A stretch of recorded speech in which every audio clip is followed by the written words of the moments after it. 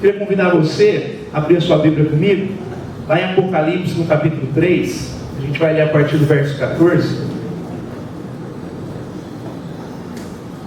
A gente refletiu aqui durante alguns meses sobre o Evangelho do Reino, e a partir desse domingo a gente vai começar a falar sobre a igreja, né? Não que a gente vai ficar engessado todo domingo, a gente vai falar sobre família um pouco também, mas a gente vai dar prioridade para esse tema, reflexões sobre a igreja. Hoje eu gostaria de compartilhar algo que eu não consegui falar aqui ainda no núcleo, mas que você acompanhasse aqui nessa manhã, Apocalipse capítulo 3, a partir do verso 14, o Erno vai projetar lá para nós também.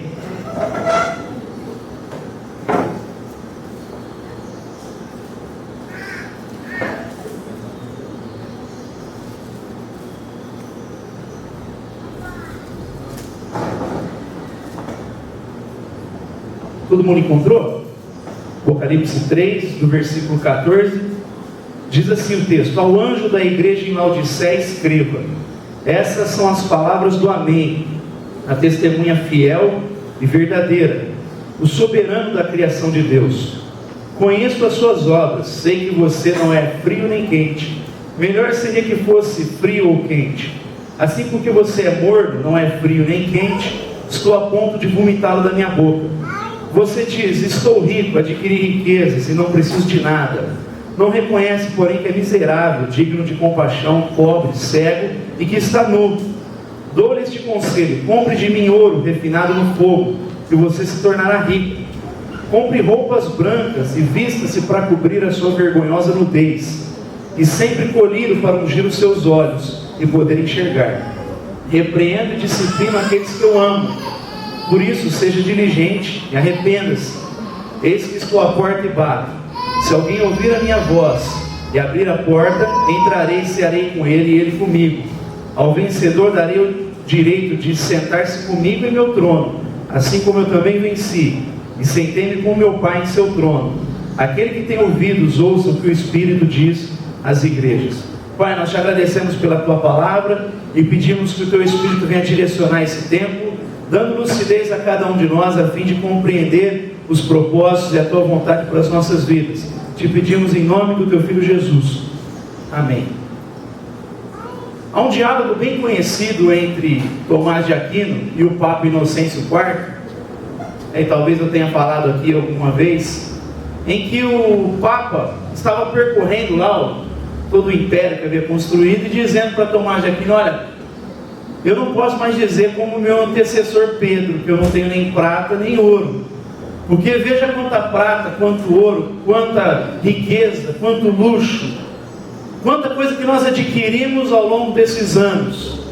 E aí Tomás de Aquino vira-se para o Papa Inocêncio e diz: olha, mas por outro lado a gente não pode dizer como Pedro disse ao paralítico: em nome de Jesus, levanta e anda.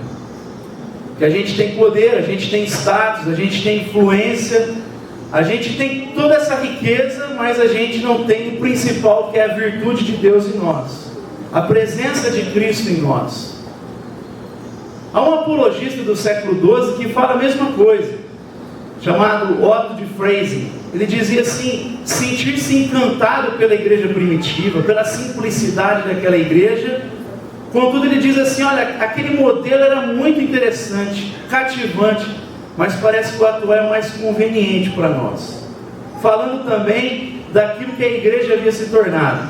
Havia perdido aquela essência, aquela coisa gostosa, prazerosa, informal, espontânea, que havia vida de Deus, e havia se tornado uma instituição rígida, fria. Havia muitas posses, mas havia perdido o essencial. E me parece que isso é algo cíclico na história da igreja. Você sempre vai ver essa tensão entre, por um lado, a simplicidade que encanta, e do outro lado, o luxo, as posses, o status, que perde aquilo que é de fato fundamental para a vida da igreja. A gente vai ver isso na própria Escritura. A igreja de Corinto, por exemplo, que havia se responsabilizado em socorrer os pobres de Jerusalém, era uma igreja que, embora não fosse rica, havia ali muitos trabalhadores, uma igreja digna, era rica no sentido do carisma, porque possuía vários tipos de dons, No entanto, essa igreja precisou ser advertida pelo apóstolo Paulo, que usa uma igreja simples, pobre, como a igreja da Macedônia, que Paulo vai dizer que os irmãos estavam em extrema pobreza, para servir de referência para Corinto, para servir de exemplo para Corinto. E Paulo diz para aquela igreja poderosa em dons, para aquela igreja que tinha uma certa condição social considerável, para dizer para ela: olha, vocês precisam aprender com os irmãos da Macedônia, que da sua extrema pobreza se entregaram a Deus e se prontificaram a ajudar os irmãos que estavam em necessidade em Jerusalém. Daquilo que eles não tinham, eles tiraram para poder socorrer os seus irmãos. A gente vai ver na própria história da igreja a simplicidade da igreja primitiva, e a partir do século III, com Constantino, essa igreja institucional que vai perdendo essa essência, como Tomás de Aquino disse, como Otto de Freire também disse. E a gente vai ver nesse próprio texto, se você olhar um pouquinho antes, Jesus se dirigindo à igreja da Filadélfia, dizendo que essa igreja aos olhos humanos é uma igreja fraca.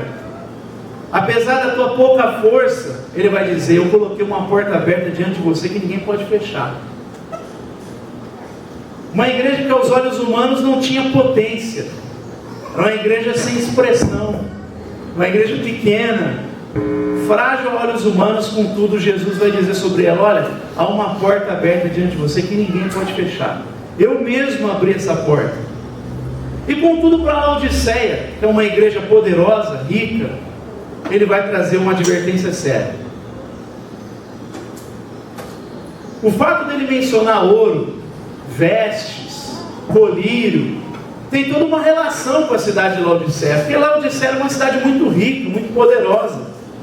Laodiceia era conhecida porque fabricava um tecido ali e vendia, e aquilo trazia muitos recursos para a cidade. Ela era conhecida porque fabricava um colírio quase que milagroso, combatia doenças nos olhos, e ajudava muito, e aquilo trouxe muita repercussão para a cidade. A cidade se tornou famosa por conta desse colírio, inclusive por um tipo de escola de medicina que havia ali. Então ela tinha muitos recursos, tinha muita capacidade humana. Contudo, esse texto vai nos dizer, no verso 20, que Jesus está do lado de fora dessa igreja. Eis que estou à porta e bato, e clamando para que alguém ouvisse a voz dele e abrisse a porta para ter comunhão com ele. Ou seja, é uma igreja que tem recurso, é uma igreja que tem capacidade humana, é uma igreja que tem muitas posses, é uma igreja reconhecida pelas cidades ao seu redor. Contudo, é uma igreja que perdeu a essência. Jesus está do lado de fora, batendo na porta e clamando para que alguém possa abrir a porta para que ele entre e tenha comunhão com este. Clamando a um indivíduo, alguém lá dentro: abra a porta, abra a porta, porque vocês têm tudo, mas perderam o mais importante, o mais fundamental. E essa é a razão da apresentação que Jesus faz de si no verso 14. E a primeira coisa que eu gostaria de deixar registrado para nós aqui nesse texto é que a igreja precisa ser cristocêntrica. A igreja precisa estar fundamentada na pessoa de Jesus. Jesus é a palavra, o verbo vivo de Deus. Aliás, Lutero vai dizer que a Bíblia só é viva porque ela é a manjedoura onde repousa o menino Jesus, o verbo vivo de Deus. A igreja precisa estar fundamentada na pessoa de Jesus. E quando nós olhamos para as 7 cartas de Apocalipse, você vai perceber que Jesus sempre apresenta uma face dele que corresponde à demanda daquela igreja, a uma necessidade daquela igreja.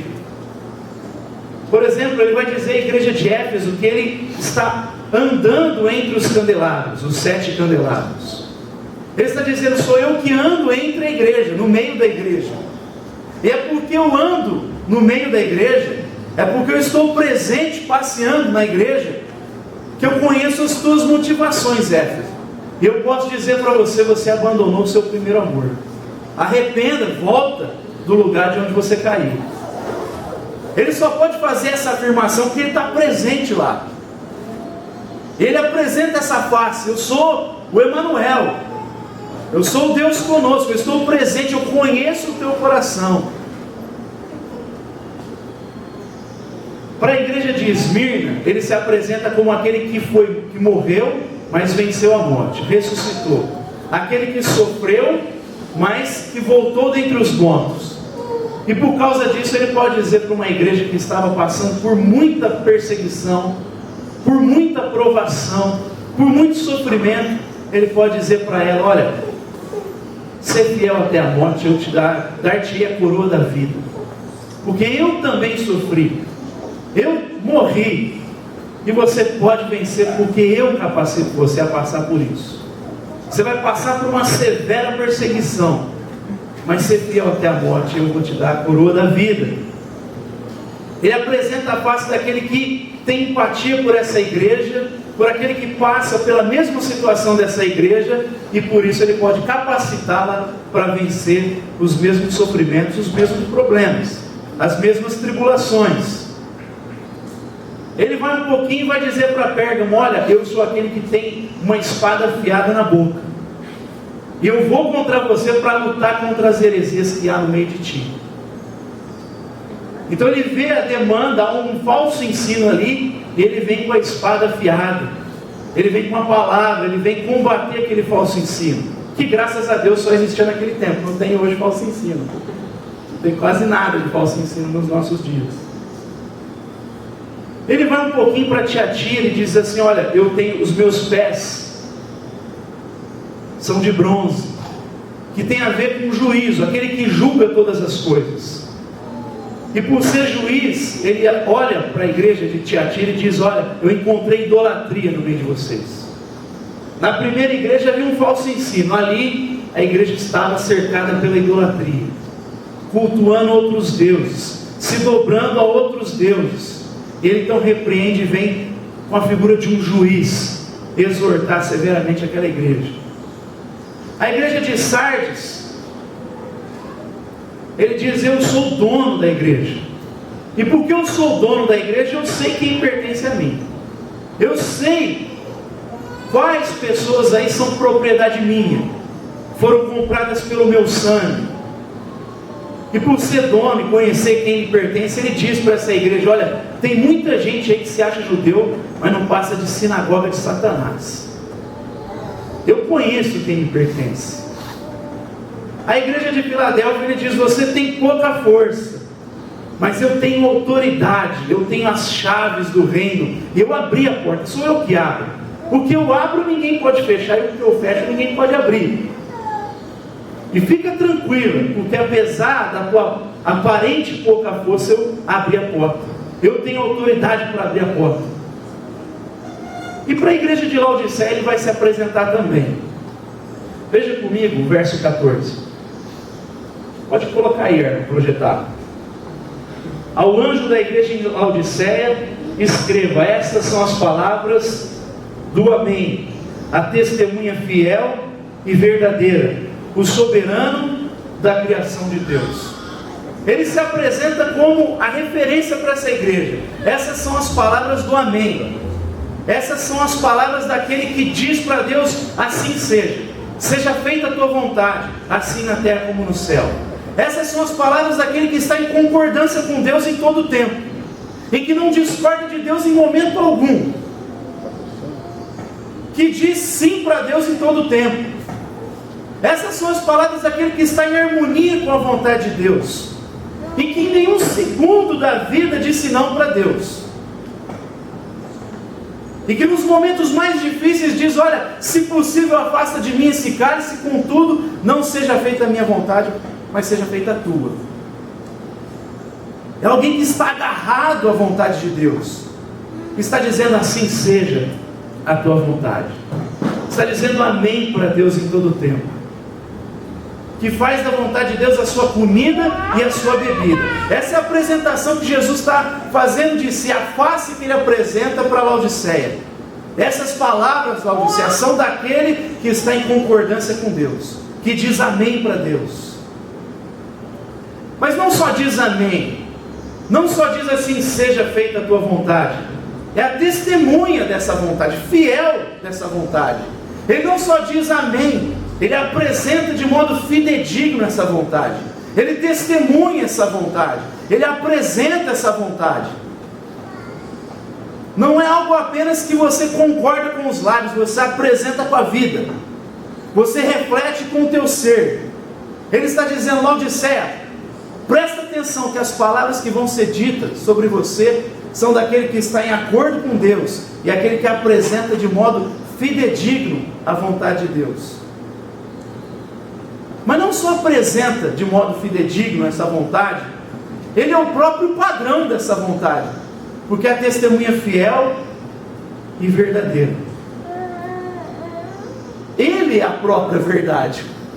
Eu sou a verdade, o caminho e a vida. A verdade no Evangelho sai do campo do dogma e vai para o campo da pessoa. A verdade no Evangelho é uma pessoa, não é uma doutrina.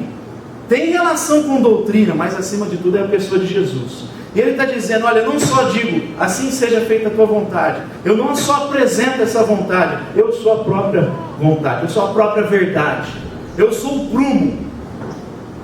Quando colocado eu mostro aquilo que está desalinhado, ou aquilo que está em harmonia com essa verdade. Eu sou a própria referência disso.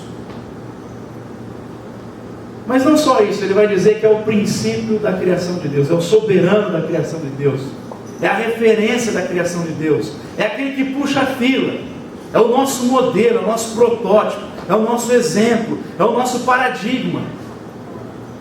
Isso aqui é muito rico que ele está dizendo. Laodiceia, abre os teus ouvidos. Você está construindo a vida em outras coisas, e você precisa olhar para mim, que eu estou em harmonia com a vontade de Deus, eu apresento ela, eu sou a própria verdade, e eu sou aquele que puxa a fila, eu sou o princípio da criação de Deus, eu sou o soberano da criação de Deus, eu estou acima de tudo e de todos, e você precisa olhar para mim, porque eu sou a tua referência. Ele está chamando a igreja de Laodiceia a olhar para ele, chamando cada cristão a olhar para ele, e a fazer dele a sua referência, o seu fundamento. Paulo, escrevendo aos Efésios, vai dizer que a igreja foi construída sobre Cristo e o ensino dos profetas e dos apóstolos. Mas Cristo é a pedra angular, sobre onde as outras pedras são colocadas, são construídas, pedras vivas. E como a gente aprendeu lá no Metanoia, não tijolo. Tijolo é algo padronizado, é Babel que constrói igreja em tijolo. Todo mundo pensando igual, sendo igualzinho. A igreja de Jesus é pedra sobre pedra, precisa ser trabalhada, mas a pedra angular é Jesus, precisa ser construída em Jesus. Isso não só no que diz respeito à igreja. É evidente que a igreja precisa olhar para Jesus nesses dias. A gente está correndo atrás de muita coisa e esquecendo de Jesus. Às vezes a gente se sente encantado por modelos, por visões, por aquilo que a gente adquiriu, pela nossa capacidade, e esquece de olhar para Cristo, e esquece que Ele tem que ser o fundamento da igreja. A gente começa a arrancar Cristo e colocar a visão humana, dizendo, segue a minha visão, segue o meu modelo, ao invés de construir a vida em Jesus.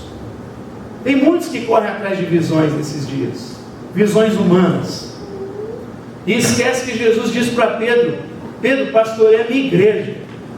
Não, Pedro, implante a tua visão. Tem que construir na pessoa de Jesus. Tirar fora tudo aquilo que é humano, que é percepção nossa. Tem espaço para isso na igreja, porque a igreja é feita de homens que erram, mas nunca abrir mão de fundamentos.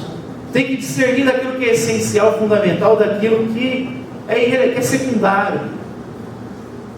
Mas também tem a ver com aquilo que a gente constrói como família. A gente vive um tempo onde nós somos bombardeados com informações que nos levam a acreditar que a visão de êxito, de sucesso, tem relação com aquilo que a gente possui. Como essa igreja ficou embriagada com aquilo que ela possuía e dizia de si mesma, estou rica, não preciso de coisa alguma, às vezes a gente é levado por esse tipo de cultura. O Ronald Sider dizia já na década de 80, que o Deus do Ocidente é o padrão de vida, e os publicitários são seus profetas. E a gente é levado por essa onda do consumismo, do hedonismo, e vai se sentindo gente à medida daquilo que a gente vai consumindo e possuindo, ao invés de buscar referência em Cristo Jesus, daquilo que nós olhamos da maneira como gente deve viver. Jesus é esse modelo para nós. Como é que Jesus viveu em família? O que Ele priorizou na sua vida? Enquanto esteve nesse mundo, quais foram as prioridades de Jesus? O que foi que Ele mais correu atrás na sua caminhada nessa terra?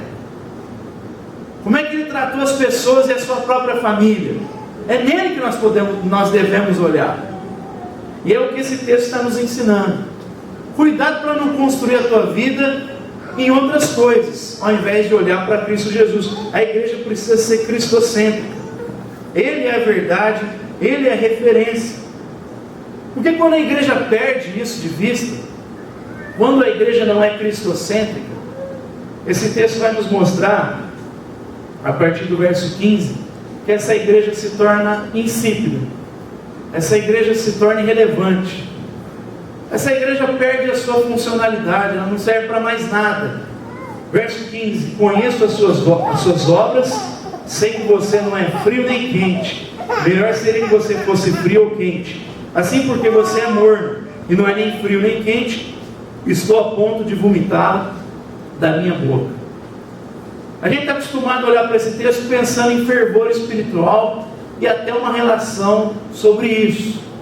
No entanto, geograficamente, Laodiceia ficava entre duas cidades conhecidas justamente pela funcionalidade das suas águas. Ela ficava entre Herápolis e a cidade de Colossos.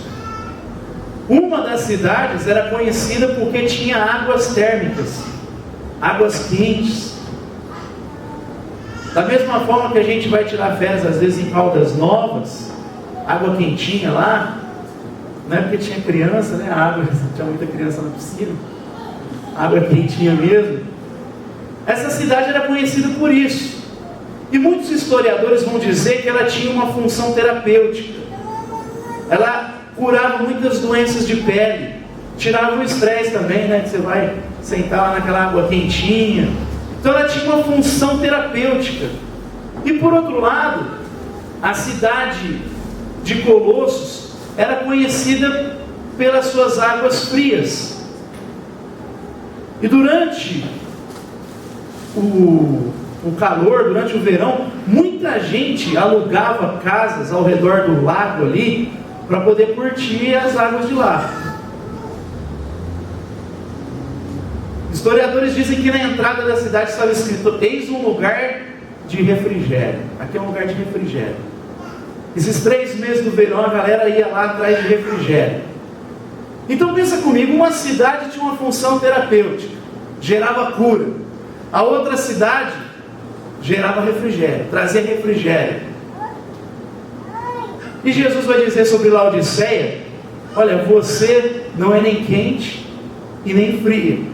Ou seja, as águas que estão aí, elas não geram nem terapia, elas não geram cura para as pessoas, e elas também não geram refrigério. Ou seja, as águas que estão aí não servem para nada. Elas me causam náuseas. Não tem função alguma. Ele está dizendo: a igreja de Laodiceia não serve para nada. Ela não gera cura para quem está doente. Ela não traz terapia para quem está enfermo. E ela também não traz refrigério para o cansado. É uma igreja que está ensinando, que está pregando muitas coisas, mas que não gera cura genuína. É paliativo. Ela só propaga religiosidade, mas ela não propaga o verdadeiro evangelho da graça de Deus, que cura o coração do cansado, que cura cada ser das suas patologias, das suas doenças, das suas enfermidades, que são construídas muitas vezes pela própria religião. Ele está dizendo: vocês não curam nada, ninguém. Tem muita gente aí no meio de vós que está doente, E você está dizendo de si que você promove alguma coisa, que você tem tudo, e não reconhece que você não tem coisa alguma. Você se tornou irrelevante, Laodiceia. Tem muita gente cansada no meio de vocês. Tem muita gente doente no meio de vocês. É uma igreja em si mesmada, ela vive para si. E tem muita igreja que vive assim nos nossos dias. Ela vive para satisfazer as demandas dela apenas. Ela olha para ela. Ela está promovendo tanta atividade que não gera nada diferenciado para quem de fato necessita, porque ela está preocupada sempre com a instituição e com a denominação. Uma igreja em si mesmada. É uma igreja que perdeu a perspectiva missiológica. O Ricardo Quadros Gouveia, que é um dos maiores teólogos que tem no Brasil, eu considero, é aqueles teólogos que não deixam de dialogar, que não se acha o maioral. Ele tem amizade até com os caras que a igreja muitas vezes rejeita, como o Caio Fábio, por exemplo. O Ricardo Quadros Gouveia é amigão do Caio Fábio. É um cara muito lúcido. Ele vai dizer, olha, a igreja precisa se basear na pesquisa teológica, a teologia da igreja volta para se tornar uma igreja baseada em Jesus. E aí ele nos dá alguns conselhos, ele dá alguns conselhos para essa igreja. Você diz, estou rico, verso 17, adquiri riquezas e não preciso de nada. Não reconhece, porém, que é miserável, digno de compaixão, pobre, cego, e que está nu. Dou-lhe este conselho: compre de mim ouro refinado no fogo, e você se tornará rico. Primeiro conselho para uma igreja que quer ser cristocêntrica: trabalhe por valores eternos. Trabalhe por valores que não passam, que são permanentes. Ele não está falando de ouro, literalmente. Aqui é uma figura, um símbolo. E aliás, quando fala de Apocalipse, da Nova Jerusalém, quando trata dessas linguagens, não está falando de ouro mesmo. Está falando de valores superiores aos de Ribeirão Preto, do Brasil.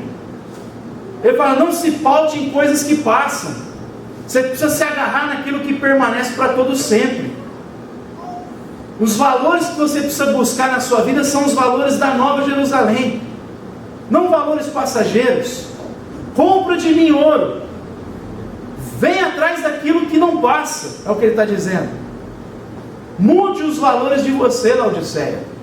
Você está presa, aprisionada por coisas que não valem de nada, que vão passar, que vão ficar. Para de se agarrar nisso. Para de se agarrar na sua escola de medicina, no seu colírio milagroso, na sua produção de vestes que te torna próspera, reconhecida no Oriente. Começa a se basear por aquilo que de fato tem valor. Para de trabalhar dia e noite para adquirir coisas. Trabalhe por aquilo que de fato tem valor para Deus. É isso que ele está dizendo para nós. Para aquilo que você de fato vai levar com você. Aliás, foi falado aqui sexta-feira. A única coisa que você consegue levar com você são pessoas, são amigos. Use o dinheiro da injustiça, disse Jesus, em Lucas capítulo 16, para fazer amigos, para que eles vos recebam nas moradas eternas. E muita gente fica presa em, minha pedrinha na coroa, Deus vai me galardoar. Galardão é levar amigos queridos, é levar os nossos filhos para a eternidade. É eles olharem para nós e verem Cristo na nossa vida, e se espelharem em nós, e se agarrarem em Cristo Jesus, e irem também para Nova Jerusalém. E já experimentarem dela aqui, os sinais dela aqui. Jesus está dizendo, você precisa correr atrás disso, para de correr atrás de coisas irrelevantes. Ele não está dizendo que a gente não pode ganhar dinheiro, ele está dizendo, não coloque o teu coração nisso. Paulo, escrevendo para Timóteo, no capítulo 6, verso 9, diz, os que querem ficar ricos caem em tentação. É curioso, quem quer ficar rico, quem almeja ficar rico, quem coloca o ficar rico como o grande objetivo da vida, cai em tentação. Se você trabalhar e você ter os recursos, Deus abençoar, legal. Mas se o teu foco é esse, meu querido, você está caminhando para a perdição. É o que Paulo está dizendo para Timóteo no capítulo 6. Você está correndo atrás de coisa que passa. Uma igreja cristocêntrica corre atrás daquilo que não passa, daquilo que permanece para todo sempre. Agora ele continua: você se tornará rico, vírgula, compre roupas brancas e vista-se para cobrir a sua vergonhosa nudez. Aí aqui a gente precisa dar um pausa. Ele está dizendo que uma igreja cristocêntrica se baseia na graça de Deus, não na religiosidade. A religião se baseia na lógica da meritocracia. É você fazer alguma coisa para receber favor de Deus.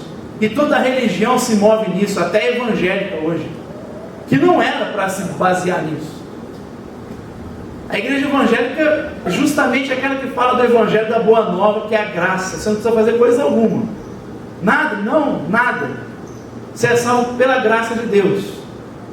Não perde, não perde. Como que vai tirar aquilo que já te deu? Já é salvo, é graça. Se você perde, amanhã reconquista. Daqui uma semana perde de novo. Daqui 2 semanas reconquista. Aí está baseado no teu esforço, não na graça. Que coisa louca que é essa? Que hoje eu estou salvo, amanhã eu perdi. Depois eu estou salvo, depois eu perdi de novo. Eu nunca sei se eu estou salvo ou não. Aí morre pecando, pronto, é uma crise. Será que ele foi para o inferno? Para onde ele foi? Porque a gente está se baseando na lógica do mérito e não da graça. A igreja precisa voltar a falar da graça.